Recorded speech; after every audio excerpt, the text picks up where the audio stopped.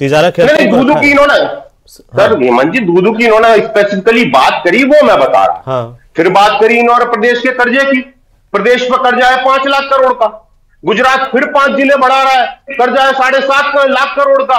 तो ये क्राइटेरिया नहीं हो सकता। अगर वेलफेयर स्टेट में आप पब्लिक को फैसिलिटेट करना चाहते हैं तो ये शील्ड लेकर आप विकास को रोक नहीं सकते, आपको विकास देना पड़ेगा। हमारा ये मानना था कि जितनी पास जिले होंगे उतना ज्यादा विकास होगा। ये कहते हैं इंफ्रास्ट्रक्चर नहीं हुआ, अरे भाई बच्चा पैदा होते ही भगना चालू कर देता है, नहीं करता, धीरे धीरे डेवलप होता है। देश जिस दिन आजाद हुआ क्या आज की परिस्थिति में था? नहीं था। प्रतापगढ़ वसुंधरा जी ने बनाया, जिस दिन बनाया उस दिन वह सारा इंफ्रास्ट्रक्चर था? नहीं था। इन्होंने दूसरा लॉजिक दिया कि साहब दूरी का, तो दूरी का सबके सामने है। डीग 35 किलोमीटर भरतपुर से, अनूपगढ़ और सांचौर की क्या 125 किलोमीटर दूरी है, वो ध्यान नहीं रखा। केवल और अपने पराये का ध्यान रखते हुए एक बदनीयती से, दुर्भावना के चलते इन्होंने जिलों को खत्म करने का काम किया है, पब्लिक को प्रताड़ित करने का, पब्लिक को दुखी करने का, पब्लिक को विकास से दूर करने का काम किया है। इसलिए मैं कह देता हूं, मेरे अध्यक्ष आदरणीय गोविंद सिंह डोटासरा जी ने कल कहा था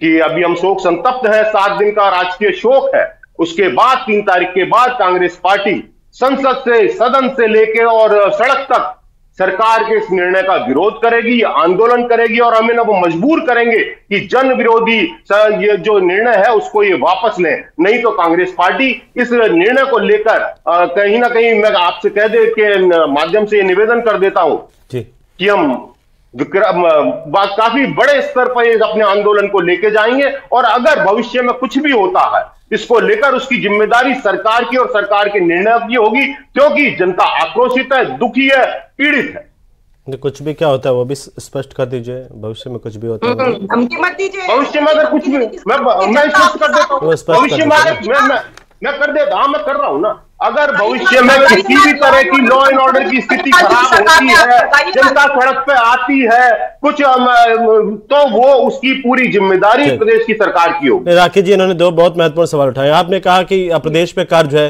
तो कर्ज इससे नहीं बढ़ेगा जब आप 1 साल तक जिले बना करके रखे हो, सारा का सारा पूरा पेपर वर्क से लगा करके हर चीज चेंज होगी, वापिस बदली जाएगी, तो कर्ज उससे नहीं बढ़ेगा जी। 1 साल तक तो आपने सहूलियतें दी है ना जिले की, बोलिए। हेमंत जी, जिस हिसाब से 17 जिले एक साथ बढ़ाए गए, उसी समय हमारे स्टेट की वित्तीय कंडीशन ऐसी नहीं थी कि वहां पर हम आने वाले समय में डेवलपमेंट 17 जिलों में एक साथ कर सके। इसीलिए बेहतर यह होता है कि ग्रेजुअली फेजेस के अंदर इन जिलों का निर्माण किया जाता, जिससे हम जितने जिले टेकअप कर रहे हैं उनमें डेवलपमेंट प्रॉपर तरीके से हो पाता। 1 साल के समय की जो आप बात कह रहे हैं हेमंत जी, ये डिसीजन ऐसे डिसीजंस हैं जिसमें कि लोगों की रोजमर्रा के काम जुड़े हुए हैं। इसमें जब तक कि कोई एक्सपर्ट कमेटी आकर के जवाब ना दे, वो किस बेसिस पे पुरानी सरकार ने काम किया, किस बेसिस पे हमारी सरकार उनको हटाने का काम करी, इसको ग्राउंड बिल्कुल निचले लेवल पर स्टडी करके ये डिसीजन लिया है। अशोक गहलोत जी की तरह ऊपर ऊपर काम नहीं किया है। पैसा तो लगा ना राखी जी, उसमें पैसा तो लगा है ना, पूरा कागज से, फाइल से लगा करके, छोटी से छोटी चीज से लगा करके ऊपर तक सब एक जिला बनता है, तो सब बदलती है और वापस बदलेगी, तो ये तो एक अतिरिक्त भार पड़ेगा ही ना। उस पर मैं आता हूं उस पर। मिथिलेश जेमिनी साहब हमारे साथ है, एक बार जेमिनी साहब मैं आपका स्पेशल कमेंट लेना चाहता हूं कि ये जो फैसला है, 2 सवाल है मेरे इसमें, कि इस फैसले से राजस्थान की राजनीति में क्या बदलेगा, भूगोल तो बदलेगा ही बदलेगा। दूसरा, ये फैसला जिस तरीके से विपक्ष आक्रामक दिखाई दे रहा है, सरकार के लिए क्या कोई चुनौती बन सकता है, क्योंकि सरकार के अपने भी बड़े दुखी हैं, कई जगह पर आंदोलन की तैयारी कर रहे हैं। जी बोलिए जेमिनी साहब। देखिए, सबसे इंपॉर्टेंट चीज ये है कि भजनलाल सरकार को जब तक ये पर्ची की सरकार कहते थे, वो इतना बड़ा डिसीजन लेके ये एस्टेब्लिश कर दिया है कि भजनलाल सरकार स्ट्रॉन्ग सरकार है। दूसरा इंपॉर्टेंट चीज है कि जो सीकर शेखावाटी इलाका, जहां कांग्रेस मजबूत और प्रदेश अध्यक्ष खुद डोटासरा आते हैं, वहां संभाग भी छिना है और नीम का थाना जिला भी छिना है। मारवाड़, जहां बीजेपी मजबूत है, वहां जिले बरकरार है। दूसरा इंपॉर्टेंट है कि नागौर में जो मंत्री विजय सिंह है, उनके और डीडवाना से यूनुस खान, वो वसुंधरा जी के खास है, तो वो जिला बरकरार है। लेकिन कहीं न कहीं जो एक इंपॉर्टेंट चीज है जिसको कांग्रेस बार बार कह रही है, गोविंद सिंह डोटासरा ने कल कहा था कि हम रेल बना देंगे, और जो अनूपगढ़ की विधायक हैं जी, लेकिन मैं थोड़ा सा आपको थोड़ा रोक रहा हूं। जैसे कहा कि आपने कहा जहां बीजेपी मजबूत है, तो सांचौर, जोधपुर, जयपुर ग्रामीण दो इलाकों में भी तो बीजेपी मजबूत है, फिर वहां पर ऐसा फैसला क्यों? 3 विधायक अगर सल्टाने से सलट रहे हैं तो 3 अपने बीजेपी के सल्टा दिए और फिर 3 कांग्रेस के सल्टा दिए। देखिए रीजन ये है कि दूदू के मामले में पहले से ही पता था दूदू की कहानी क्या है। दूदू में जो एसपी थे वो खुद कहते थे मैं 2 थानों का एसपी कैसे बन जाऊं, और इन 9 जिलों जिनको बंद किया इनमें सरकारी मशीनरी को टेक ऑफ नहीं किया गया था 1 साल से। तो कैथल वाले भी तो यही कहते थे एसपी की 3 थाने ही है मेरे पास।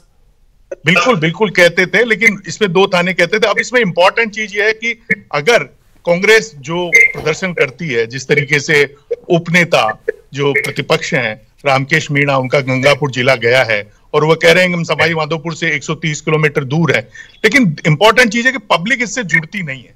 हमने देखा जिले बनाए और हारे, राजेंद्र यादव कोटपुतली से हारे, दूदू से बाबूलाल नागर हारे, सांचौर से खुद सुखराम बिश्नोई हारे।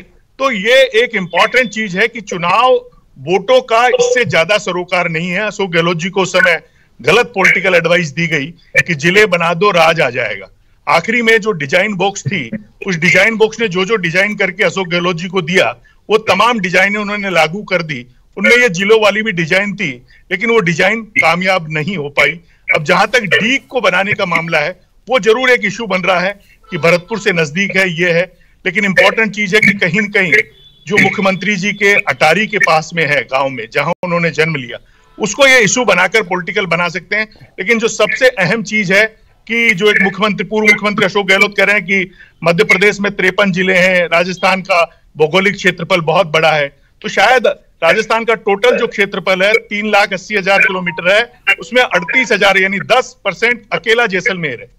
तो उस हिसाब से, और जो सबसे अहम चीज है कि आज के दौर में, आर्टिफिशियल इंटेलिजेंसी के दौर में, जो कहीं न कहीं तमाम ई मित्र आ गए हैं, जो छोटी मोटी समस्याएं, तमाम समस्याएं तहसील और गांव पर हल हो जाती है। और तो मेरा सवाल ये था कि क्या ये फैसला भजनलाल सरकार के लिए चुनौती बनेगा?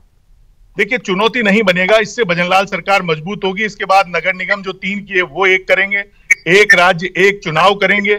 मुझे लगता है कि एसआई भर्ती को रद्द करेंगे, आरपीएससी चेयरमैन बनाएंगे, और नई साल 2025 में आपको लगते थे जैमिनी साहब इतना लंबा 1 साल से ज्यादा गुजर गया, एसआई भर्ती वाले तो याचिका लगा करके पूरे कोर्ट में चले गए। लोग कह रहे हैं कि इस बात का इंतजार कर रहे थे कि याचिका लग जाए तो भर्ती अटक जाए। देखिए, उसमें अब अमित शाह जी का लेटर आ गया, जिस तरीके से हनुमान बेनीवाल ने उसको ट्वीट किया है, हाँ। उसके बाद लग रहा है कि चीफ सेक्रेटरी से पूछा गया कि इस पर एक्शन लिया जाए। और कल जिस तरीके से प्रेस कॉन्फ्रेंस में जोगाराम जी ने कहा कि वो उसमें विचाराधीन है कोर्ट में, लेकिन उस पर निर्णय होगा। और तमाम जो बीजेपी के सोर्स हैं वो यही कह रहे हैं कि दुनिया कायम है। एक ब्यूरोक्रेट की जिद के चलते कैंसिल नहीं हुआ। जब ये जापान जा रहे थे तभी रद्द करने जा रहे थे भजनलाल जी, लेकिन एक ब्यूरोक्रेट ने ज्ञान दे दिया। और इसमें हनुमान बेनीवाल ने कहा कि एक मारवाड़ के मंत्री और एक ब्यूरोक्रेट की अपने मजाजों को पूरा करने के लिए इस भर्ती को रद्द नहीं किया गया। क्या कोई सरकार कोई सरकार, अब आप कह रहे हैं इतनी मजबूत सरकार, एक ब्यूरोक्रेट के नाते सरकार थोड़ी चलती है। ब्यूरोक्रेट कोई कह दे पूरा का पूरा इलीगल राय दे दे और सरकार कह दे कि हाँ भाई नहीं करेंगे, ये थोड़ी होता है। क्या हुआ है, सचिन पायलट और अशोक गहलोत के विवाद के बाद से ब्यूरोक्रेसी हावी हो गई। हाँ, मैं आ रहा हूँ और उस विवाद से ब्यूरोक्रेसी को अब कंट्रोल करना भजनलाल जी के लिए चुनौती है। ये सबसे बड़ी चुनौती है। तो आप जमीर साहब कह रहे हैं बड़ी मजबूत सरकार है, फैसले ले रही है मजबूती के साथ, दूसरी तरफ कह रहे हैं ब्यूरोक्रेसी हावी हो गई है। ब्यूरोक्रेसी कहीं न कहीं अपना जो ज्ञान दे देती है। ब्यूरोक्रेसी अरबी घोड़े होते हैं, इन पर सवारी करने के लिए। लेकिन आपकी बात में 2 महत्वपूर्ण बातें हैं जमीर साहब। एक तो ये कि जो वाला ये परसेप्शन था कि सरकार कोई बड़ा फैसला नहीं ले सकती है, तो पर्ची की सरकार है, इस तरह के आरोप लग रहे थे, उस मिथक को तोड़ने के लिए मददगार साबित होगा। और दूसरा ये कि कोई चुनौती नहीं है, बीजेपी के लिए फायदे वाला ही सौदा है ये जो फैसला किया गया है। तो ये काफी दोनों, देखिए बांसवाड़ा में बीजेपी के पास कोई सीटें नहीं है, शेखावाटी में कोई सीटें नहीं है जी, तो ये फायदे का ही सौदा। और दूसरा, संभाग से कोई फर्क नहीं पड़ता, संभागीय आयुक्त के पास कोई पावर नहीं होता है, वो कलेक्टरों से ट्यूनिंग रखता है, सरपंचों को अपदस्थ करने का पावर होता है। लेकिन आपने दो बातें कही, डीग वाली और खेतल तिजारा वाली, है ना? ये बाबा बालकनाथ ने जो मुख्यमंत्री बनने की रेस में थे और ट्वीट हुआ था कि मैं मुख्यमंत्री बनने जा रहा हूं, नहीं बने तो जिला बचा लिया। लेकिन वहां जो एक प्रॉब्लम है लॉ एंड ऑर्डर की, जो हमने देखा साइबर क्राइम बहुत ज्यादा बढ़ गया है, नया जामताड़ा बनता जा रहा है, उसको कंट्रोल करने के लिए हो सकता है भजनलाल जी का यह निर्णय सकारात्मक रहे। ठीक है, डॉक्टर सुमित गर्ग साहब, आप कुछ कहना चाह रहे हो? जो जैमिनी साहब ने बहुत विस्तार से बात रखी है, बोलिए। जैमिनी साहब ने कहा कि हम पर्ची की सरकार कहते हैं, तो उसका जो परसेप्शन है उस नैरेटिव को बदलने के लिए किया गया है। जैमिनी साहब, मुझे बड़ा दुख है कि अगर परसेप्शन को बदलने के लिए सरकार जो जनता को पीड़ित करती है, दुखी करती है, तो इससे ज्यादा कुछ हो नहीं सकता। आपने विरोधाभासी बात करी, दूसरी तरफ आपने कह ही दिया कि एक आईएएस के कहने पर मुख्यमंत्री जी ने अपने निर्णय टाल दिए, तो ये अनुभवहीनता है। उन्होंने तो ये भी कहा कि डिजाइन बॉक्स वालों की बात मान करके आपने इसलिए बना दिया, ये भी तो कहा। बिल्कुल मैं आ रहा हूँ राखी जी, मैं पूछ लूंगा आप वाला सवाल, मुझे पता है क्या सोच रही हैं जी, बोलिए। हेमा, अगर राखी जी को सवाल जवाब देने का इतना ही शौक है, तो मैंने जो शुरू में पूछा था नरेंद्र मोदी जी, राजनाथ सिंह जी, रमन सिंह जी, तो उस पर नहीं बोला, पोरबंदर पर नहीं बोल पाएंगी, नहीं बोल पाएंगी। मैं आ जाता हूं अब टाइमिंग का सवाल। हाँ। हेमंत जी, बार बार कहा जा रहा है कि टाइमिंग की जाते जाते बना गए, बिल्कुल नहीं। आप ये देखिए, राम लुबाया जी की जो कमेटी थी, हमने 2020 के शुरू में बना दी थी, तो नियत जब थी, लेकिन उसके बाद कोरोना आ गया। 2 साल तक देश, प्रदेश, दुनिया कोरोना से पीड़ित रही। क्या यह संभव था कि वो कमेटी उस कोरोना काल में विजिट करती, गांवों में जाती, जगह जगह जा पाती? नहीं जा पाती थी। जब परिस्थितियां अनुकूल हुई, वो कमेटी ने अपना काम किया, हमें अपनी रिपोर्ट दी। जब रिपोर्ट आई, उसके बाद हमने जिले बनाने का काम किया। पास ही था जयपुर के। सर, रिपोर्ट तो सारों की देनी थी ना, एक की नहीं देनी थी। और फिर जहां तक दूसरी बात इन्होंने करी, अरे साहब, आपने तो बीजेपी कार्यालय में ललित के पवार साहब से लिखवाई है रिपोर्ट, क्योंकि उन्होंने तो रिपोर्ट देने के बाद बीजेपी ज्वाइन कर ली। तो ये कहीं ना कहीं कुछ भी बीजेपी का अपने आप में परसेप्शन बनाया गया था कि हमें बदलना है, ये जिद थी, और इस जिद के चलते उन्होंने कुछ भी किया और जिले बनाने की रिपोर्ट ले ली। ज्यादा समय नहीं है सर, बहुत गंभीर आरोप स्टेटमेंट नहीं, तो जबरदस्ती कुछ कहते जा रहे हैं। आपने कंपैरिजन किया अशोक गहलोत जी का राजनाथ सिंह जी से, नरेंद्र, नकल में भी अकल चाहिए ना सर। काम उन्होंने किया गुजरात में, और गुजरात में किस तरह से हाइट्स पर लेके गए, लेकिन अशोक गहलोत जी ने अपने पिछले 2 कार्यकाल में तो एक भी जिला नहीं बनाया, और आखिरी में आकर के 17 जी ने लेकिन लोग पर्ची की बात कहते हैं ना, डॉक्टर साहब, पर्ची जनता ने निकाल दी है। अभी उपचुनाव में जिस तरह 4 सीटों में आपकी गुजरात में, राजस्थान पर आज सर, राजस्थान वाले लोग परेशान हैं। हमने इस प्रदेश को सुशासन दिया, इस प्रदेश को विकास के पथ पर लेके गए। चुप हो जाइए डॉक्टर साहब, चुप हो जाइए। अब सुनिए डॉक्टर साहब, आपकी पोल खुल रही है ना, जब आपको टर्न आता है तो कुछ भी बोलते हैं, जब आपको टर्न आता है तो कुछ भी बोलते हैं।